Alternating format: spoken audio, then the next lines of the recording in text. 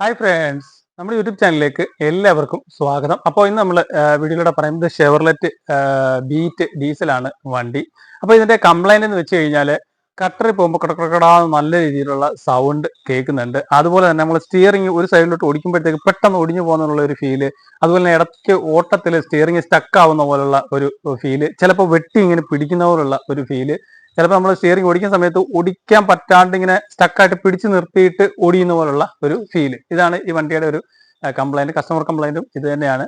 അപ്പോൾ ഇതിന്റെ കംപ്ലൈന്റ് എന്താണെന്ന് നമുക്ക് നോക്കാം. ഇപ്പൊ ഈ വണ്ടിയുടെ സബ് ഫ്രെയിം അഴിച്ചു വെച്ചിട്ടുണ്ട്. കാരണം സ്റ്റിയറിംഗ് ബോക്സ് അഴിക്കണം എന്നുണ്ടെങ്കിൽ ഇതിന്റെ സബ് ഫ്രെയിം അഴിച്ചെടുക്കണം. അപ്പൊ നമ്മൾ അഴിച്ചു വെച്ചിട്ടുണ്ട്. എന്താണ് ഇതിന്റെ കംപ്ലൈന്റ് എന്ന് നോക്കാം.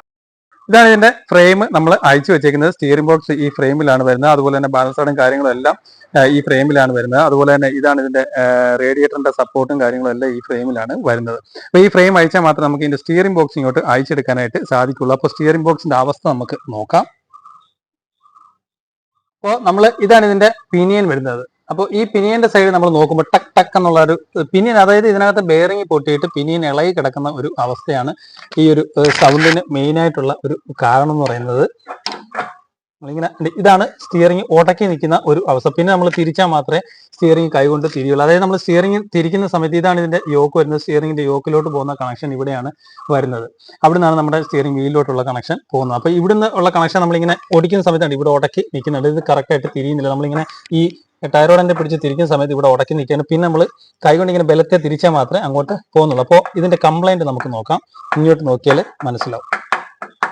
ഈ പിനിയന് ഈ ഭാഗത്തുനിന്ന് ഇത്ര ഇളക്കമാണ് ഈ പിനിയന് ഉള്ളത്. ഇത്രയും ഇതിനകത്ത് പിനിയൻ പൊട്ടിക്കിടക്കുന്ന ഒരു അവസ്ഥയാണ്.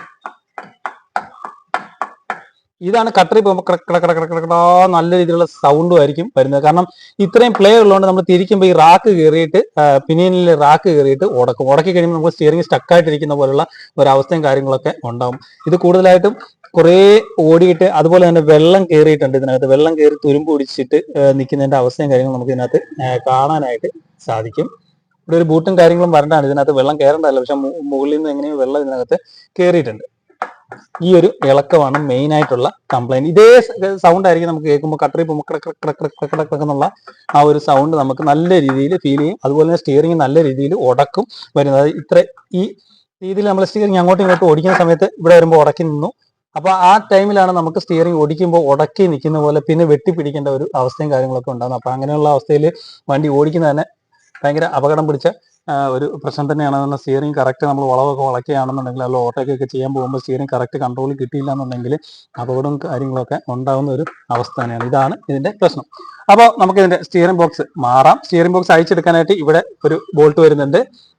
ബോൾട്ടിനായിട്ടാണ് വരുന്നത്. ഇവിടെ ഒരു ബോൾട്ട് വരുന്നുണ്ട്. അതുപോലെ തന്നെ ഈ ഭാഗത്തും ഒരു ബോൾട്ട് വരുന്നത്. ഈ രണ്ട് ബോൾട്ട് അയച്ചു കഴിഞ്ഞാൽ സ്റ്റിയറിംഗ് നമുക്ക് ഫ്രെയിമിൽ നിന്ന് അഴിച്ചെടുക്കാനായിട്ട് സാധിക്കും. നമ്മളിപ്പോ സ്റ്റിയറിംഗ് ബോക്സ് എടുത്തിട്ടുണ്ട്. ഇത് സെക്കൻഡ് ഹാൻഡ് സ്റ്റിയറിംഗ് ബോക്സ് ആണ് വന്നേക്കുന്നത്. കസ്റ്റമർ സപ്ലൈ തന്നെ സെക്കൻഡ് സ്റ്റിയറിംഗ് ബോക്സ് ആണ്. പുതിയതിന് നല്ല വില വരുന്നതുകൊണ്ട് കസ്റ്റമർ സെക്കൻഡ് സ്റ്റിയറിംഗ് ബോക്സ് എടുത്തു തന്നതാണ്. അപ്പോൾ ഈ പ്ലേ നമ്മൾ കണ്ടതാണ്. നമ്മൾ ഇതിൽ നോക്കുമ്പോൾ ഈ പ്ലേയോ കാര്യങ്ങളോ ഒന്നുമില്ല. ഇത് സ്മൂത്ത് ആയിട്ട് തന്നെ കൈകൊണ്ട് തിരിക്കുമ്പോൾ തിരിയുന്നുണ്ട്. അതുപോലെ തന്നെ പ്ലേയോ കാര്യങ്ങളോ ഒന്നും ഇതിന് ഇല്ല. പക്ഷേ ഇതേ നോക്കുമ്പോൾ നമുക്ക് മനസ്സിലാവും നല്ല രീതിയിലുള്ള പ്ലേ ആണ് ഇതിനകത്ത് ഉള്ളത്. അതുപോലെ തന്നെ ഉടക്കമുണ്ട്. ഉടക്കിയാണ് സ്റ്റിയറിംഗ് തിരിയുന്നത്. ഇതിനെ സംബന്ധിച്ചോളം നമുക്ക് ഫ്രീ ആയിട്ട് കൈ വെച്ച് നോക്കുമ്പോൾ അങ്ങോട്ടും ഇങ്ങോട്ടും തിരിയുന്നുണ്ട്. അതുപോലെ തന്നെ പ്ലേയും ഇല്ല. അപ്പോൾ ഈ വെള്ളം കയറിയത് കൊണ്ടാണ് ഈ ഒരു പ്രശ്നം ഉണ്ടായേക്കുന്നത്. കാരണം ഇവിടെയൊക്കെ തുരുമ്പ് പിടിച്ച പാടും കാര്യങ്ങളും നമുക്ക് കാണാനായിട്ട് സാധിക്കും. ഇനി നമുക്ക് ഈ സ്റ്റിയറിംഗ് ബോക്സ് ചേസിൽ ഫിറ്റ് ചെയ്തിട്ട് വണ്ടിയിൽ ഫിറ്റ് ചെയ്യാം.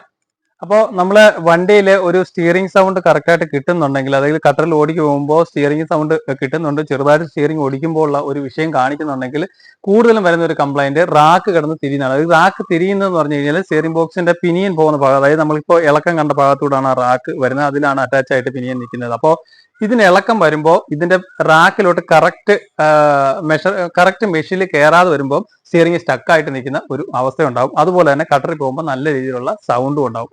അതുപോലെ തന്നെ ഇത് മനസ്സിലാക്കണമെന്നുണ്ടെങ്കിൽ നമ്മൾ വീല് പൊക്കി വെച്ചിട്ട് വീല് ഷേക്ക് ചെയ്ത് കഴിഞ്ഞാൽ രണ്ട് സൈഡ് നല്ല രീതിയിലുള്ള ഷേക്ക് ആയിരിക്കും വരുന്നത്. അപ്പോൾ ടയറോഡിന്റെ നമ്മൾ പിടിച്ചു നോക്കാം. ടയറോഡിന് ഇളക്കോ അല്ലെന്നുണ്ടെങ്കിൽ റാക്കറ്റിന് ഇളക്കോ ഒന്നും കാണില്ല, പ്ലേ കാണില്ല. അല്ലെങ്കിൽ വീൽ അഴിച്ചു നോക്കി ടയറോഡിന്റെ ഇളക്കി നോക്കിയാൽ പ്ലേ കാണില്ല. പക്ഷെ സ്റ്റിയറിംഗ് ബോക്സിന് അകത്തുനിന്ന് ഇങ്ങനെ ക്ലക്ക് ക്ലക്ക് ക്ലക്ക് എന്നുള്ള ഒരു പ്ലേ നല്ലതുപോലെ വരും. അതുപോലെ തന്നെ സൗണ്ടും കേൾക്കും. അപ്പോൾ ഷെവർലെറ്റ് ബീറ്റിന്റെ സ്റ്റിയറിംഗ് ബോക്സിന്റെ ആ ഒരു കംപ്ലൈന്റിനെ കുറിച്ചാണ് നമ്മൾ വീഡിയോയിലൂടെ പറഞ്ഞത്. കട്ടറിൽ പോകുമ്പോൾ ഉള്ള സൗണ്ടും കാര്യങ്ങളെ കുറിച്ചാണ് നമ്മൾ ഈ വീഡിയോയിലൂടെ പറഞ്ഞത്. അതുപോലെ ഏത് വണ്ടി ആയാലും ഈ ഒരു സിംറ്റംസ് കാണിക്കുന്നുണ്ടെങ്കിൽ സ്റ്റിയറിംഗ് ബോക്സ് കറക്റ്റ് ആയിട്ട് മാറുകയോ അല്ലെങ്കിൽ റിപ്പയർ ചെയ്ത് ഇടുവോ ചെയ്യുകയോ, ഇല്ലെന്നുണ്ടെങ്കിൽ ഓട്ടത്തിൽ സ്റ്റക്കായിട്ട് നിൽക്കാനുള്ള അവസ്ഥയും കാര്യങ്ങളൊക്കെ ഉണ്ടാവും.